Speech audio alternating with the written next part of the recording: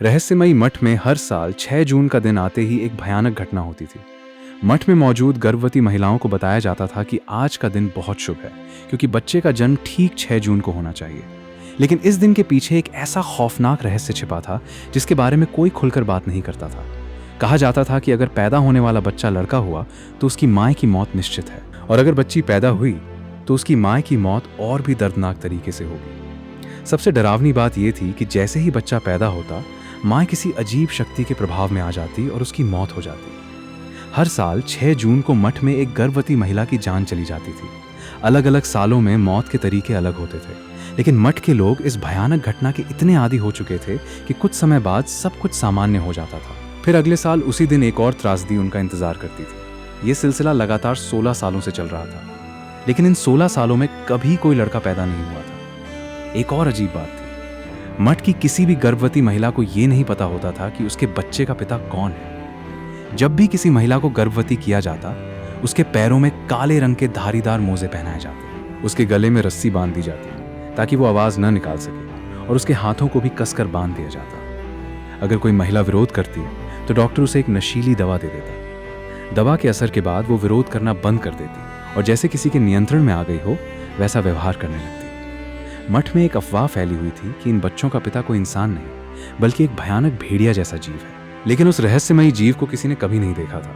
मठ की प्रधान और वहां का डॉक्टर ही इस पूरे रहस्य के बारे में सब कुछ जानते थे। ऐसा लगता था कि वही दोनों इन खौफनाक घटनाओं के पीछे थे। फिर 17वें साल मठ में एक लड़की वापस आई जिसका नाम था माजी। माजी बचपन में इसी मठ में रहती थी। बड़ी होने के बाद वो पढ़ाई करने विदेश चली गई थी और अब कई साल बाद वापस चीन लौटी थी। लेकिन मठ में लौटते ही उसे महसूस हुआ कि वहां की बाकी नन उससे खुश नहीं थी। हर कोई उससे दूरी बनाकर रखता था, जैसे उसकी मौजूदगी किसी को पसंद न हो। मठ में एक दूसरी लड़की भी रहती थी जिसका नाम था लीता।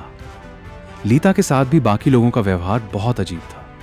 उसे हमेशा एक कमरे में बंद रखा जाता था। वो पूरा दिन जमीन पर बैठकर तस्वीरें बनाती रहती थी और किसी से ज्यादा बात नहीं करती थी। लंबे समय तक बंद रहने की वजह से उसका व्यवहार भी अजीब हो गया था। एक दिन माजी उससे बात करने गई, तभी लीता अचानक जमीन पर रेंगते हुए उसके पास आई और उसने माजी के चेहरे को पकड़ लिया। लीता की हरकत देखकर माजी बुरी तरह डर गई। उसे समझ नहीं आया कि लीता उसके साथ ऐसा क्यों कर रही है। माजी ने सोचा कि शायद लीता दोस्ती करने की कोशिश कर रही है, लेकिन अगले दिन माजी के साथ फिर कुछ ऐसा ही हुआ। अब उसे लगने लगा कि इस मठ में कुछ बहुत गलत हो रहा है। इसके बाद माजी की मुलाकात एक नन से हुई जिसका नाम था लूजी। लूजी उसी कमरे में रहती थी जहां माजी को ठहराया गया था, लेकिन लूजी बाकी ननों जैसी बिल्कुल नहीं थी। वो अक्सर आधी रात को चुपके से मठ से बाहर चली जाती और अजनबी लोगों से मिलती थी।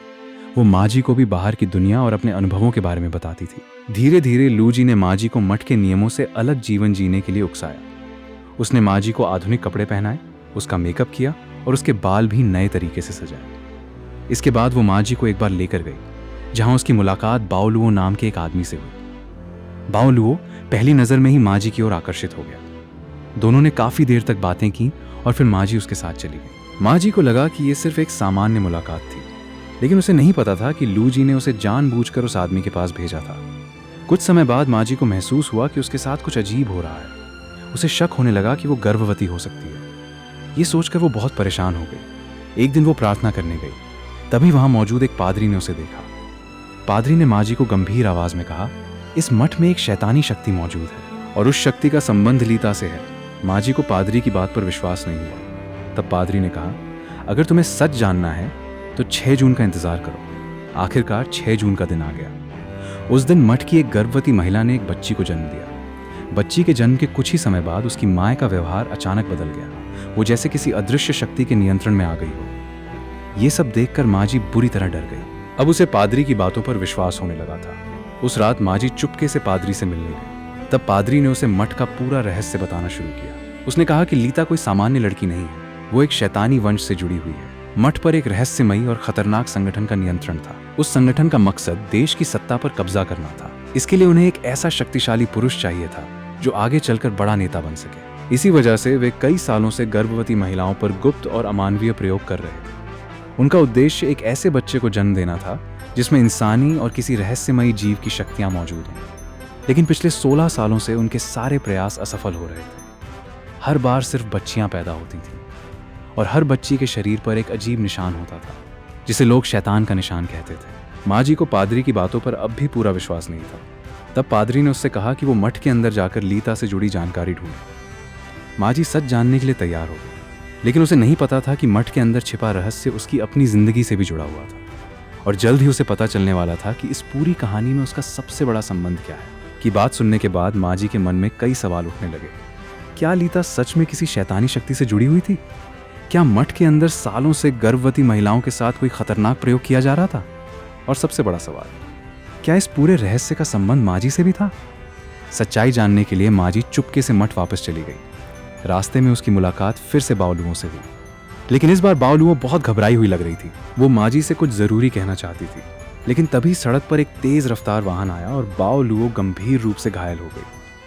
आखिरी समय में उसने माँ जी की तरफ इशारा करते हुए कुछ रहस्यमयी शब्द कहे, लेकिन उस समय माँ जी को उसकी बात समझ नहीं आई। मठ लौटने के बाद माँ जी को अचानक किसी लड़की के चीखने की आवाज सुनाई दी। वो आवाज का पीछा करते हुए लीता के कमरे के पास पहुंची। दरवाजे के छोटे से हिस्से से उसने अंदर देखा। वहां दो बूढ़ी नन लीता को जबरदस्ती बिस्तर पर पकड़े हुए थी। माँ जी समझ नहीं पाई कि वे लीता के साथ क्या कर रही थी। तभी उनमें से एक नन की नजर माँ जी पर पड़ गई। उसने तुरंत दरवाजा बंद कर दिया। अब माँ जी को पूरा यकीन हो गया कि पादरी सच कह रहा था। मठ में कुछ बहुत बड़ा और खतरनाक रहस्य छिपा हुआ था। कुछ दिनों बाद मठ में एक विशेष समारोह रखा गया। इस मौके का फायदा उठाकर माँ जी चुपके से मठ के कार्यालय में घुस गई। वो काफी देर तक लीता से जुड़ी जानकारी ढूंढती रही, लेकिन उसे कुछ नहीं मिला। जब वो निराश होकर वापस जाने लगी, तभी उसकी नजर एक अलमारी के नीचे रखी चाबी पर पड़ी। माँ जी ने ध्यान से कमरे की दीवारों को देखा। उसे लगा कि दीवार पर बनी एक बड़ी तस्वीर बाकी हिस्सों से थोड़ी अलग है। उस तस्वीर के पास एक हल्का सा निशान भी दिखाई दे रहा था। उसे शक हुआ कि तस्वीर के पीछे कोई गुप्त कमरा हो सकता है। उसने चाबी से छिपा हुआ ताला खोला। जैसे ही दीवार खुली, उसके पीछे एक गुप्त कमरा दिखाई दिया। माँ जी अंदर गई और वहां उसे लीता से जुड़ी कई फाइलें मिली, लेकिन फाइलों को देखकर वो हैरान रह गई। वहां कुल 16 फाइलें थीं। हर फाइल में एक लड़की के जन्म से लेकर उसकी मौत तक की पूरी जानकारी दर्ज थी। माँ जी को समझ आ गया कि पिछले 16 सालों में जन्म लेने वाली बच्चियों के साथ क्या हुआ था। वो सारी फाइलें लेकर वहां से निकलने लगी। अब माँ जी का इरादा लीता को मठ से बाहर निकालकर उसकी जान बचाने का था, क्योंकि जब माँ जी ने लीता से बात की थी, तब उसे महसूस हुआ था कि लीता कोई बुरी या पागल लड़की नहीं थी। वो अंदर से बहुत शांत और दयालु थी। लीता ने माँ जी को पहले ही बताया था कि मठ में कुछ गलत हो रहा है, लेकिन उस समय माँ जी ने उसकी बात पर विश्वास नहीं किया था। अब उसे अपनी गलती का एहसास हो रहा था। माँ जी लीता को लेकर भागने की तैयारी कर ही रही थी कि मठ के 2 लोगों ने उसे पकड़ लिया। उन्होंने माँ जी को रोकने की कोशिश की। इस दौरान माँ जी की नजर लीता के चेहरे पर पड़े एक अजीब निशान पर गई। तभी उसे याद आया कि पादरी ने कहा था कि शैतानी वंश से जुड़ी हर बच्ची के शरीर पर एक खास निशान होता है। अब माँ जी को शक होने लगा कि लीता का संबंध सच में उस रहस्यमयी शक्ति से है। इसके बाद माँ जी को उसी कमरे में ले जाया गया जहां लीता को बंद रखा जाता था। वहां जमीन पर एक अजीब तरह का निशान बना हुआ था। माँ जी को उसका मतलब नहीं पता था, लेकिन उसे महसूस हो रहा था कि यह किसी गुप्त अनुष्ठान से जुड़ा हुआ है। उसी रात अचानक श्याओ हेई नाम की एक लड़की वहां पहुंची। तब पता चला कि श्याओ हेई असल में पादरी की तरफ से मठ में भेजी गई एक गुप्त जासूस थी।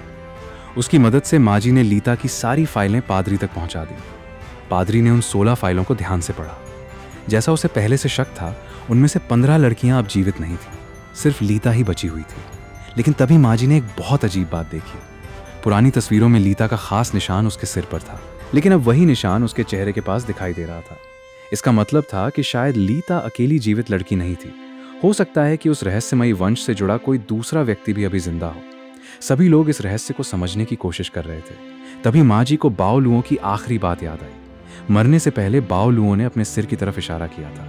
माँ जी ने अचानक अपने सिर को ध्यान से देखा। तभी उसे एक ऐसा निशान दिखाई दिया जिसे उसने पहले कभी नहीं देखा था। अब उसे समझ आ गया कि बाओलुओ उसी की तरफ इशारा कर रही थी। माँ जी खुद भी उस रहस्यमयी वंश से जुड़ी हुई थी। इसके बाद माँ जी को उस रात की सच्चाई याद आने लगी जब वो बाओलुओ से मिली थी। उसे पता चला कि उस रात उसके साथ धोखा हुआ था। उसे नशीली दवा देकर बेहोश किया गया था और उसके साथ एक गुप्त प्रयोग किया गया था। अब माँ जी समझ गई कि वो गर्भवती थी। ये जानकर वो टूट गई, लेकिन उसके पास दुख मनाने का समय नहीं था। उसे लगा कि इस रहस्य को खत्म करने का एकमात्र तरीका जल्द से जल्द अस्पताल जाना है।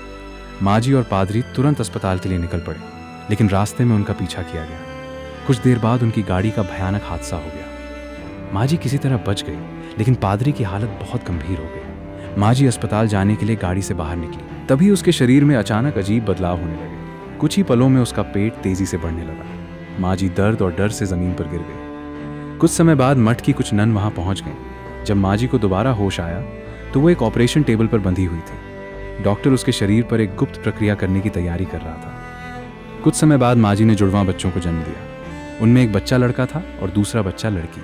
मठ की नन उस लड़के को देखकर बहुत खुश हो गई। सालों से वे जिस बच्चे का इंतजार कर रही थीं, आखिरकार वो पैदा हो चुका था। वे उस बच्चे को अपना चुना हुआ उत्तराधिकारी मानने लगी। उन्हें विश्वास था कि बड़ा होकर वही उनके खतरनाक संगठन को शक्ति देगा। लेकिन माँ जी ने चुपचाप मठ की प्रधान को अपने पास बुलाया। मौका मिलते ही उसने उसके खिलाफ हमला कर दिया। इस घटना से मठ की बाकी नन बहुत गुस्से में आ गई। उन्होंने माँ जी और उसकी बेटी को खत्म करने का आदेश दे दिया। लेकिन लड़के को एक दूसरे अस्पताल में भेज दिया गया। वहां एक प्रभावशाली महिला भी गर्भवती थी। उनकी योजना थी कि उस बच्चे को किसी दूसरे परिवार में बड़ा किया जाए। जब वो बच्चा बड़ा होगा तो वो देश की सत्ता तक पहुंच सकता है और इसके बाद उस रहस्यमयी संगठन का प्रभाव पूरे देश में फैल जाएगा। 3 साल बीत गए। माँ जी की बेटी अब बड़ी हो चुकी थी। सबको लगा था कि माँ जी और उसकी बेटी उस आग में खत्म हो गई थी, लेकिन सच्चाई कुछ और थी। माँ जी की बेटी को एक रहस्यमयी व्यक्ति ने बचा लिया था। वो कई सालों से पहाड़ों में छिपकर रह रही थी। एक दिन उनका गॉडफादर उनसे मिलने आया। उसने घबरा कर कहा, तुम दोनों को तुरंत यहां से भागना होगा। माँ जी ने पूछा, लेकिन क्यों? गॉडफादर ने जवाब दिया, क्योंकि मठ की ननों को पता चल गया है कि तुम दोनों अभी जिंदा हो। और इसी के साथ कहानी एक नए खतरे के साथ खत्म हो जाती है। क्या माँ जी और उसकी बेटी बच पाएंगी? क्या वो रहस्यमयी बच्चा बड़ा होकर सच में देश की सत्ता पर कब्जा करेगा? और क्या मठ का शैतानी रहस्य कभी पूरी तरह खत्म होगा?